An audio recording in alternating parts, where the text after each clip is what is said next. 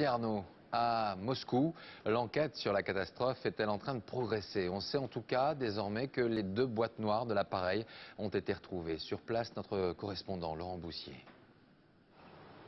Toute la nuit et toute la matinée, les enquêteurs russes et polonais ont continué à fouiller le site de la catastrophe, collectant et examinant les débris de l'appareil.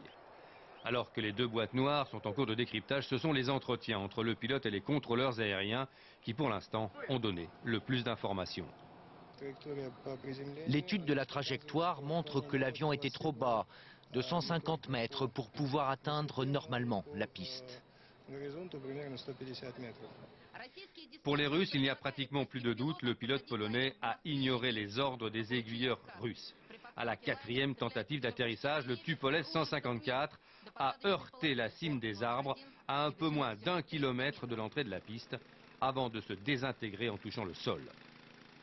Hier soir, le Premier ministre russe Vladimir Poutine et son homologue polonais Donald Tusk, tous les deux très émus, se sont recueillis sur les lieux du drame. C'est avant tout une tragédie polonaise, mais c'est aussi notre tragédie. Nous sommes en deuil avec vous.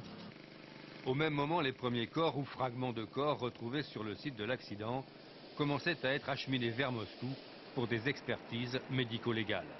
Cet après-midi, les familles des 96 victimes de cette tragédie doivent arriver à Moscou.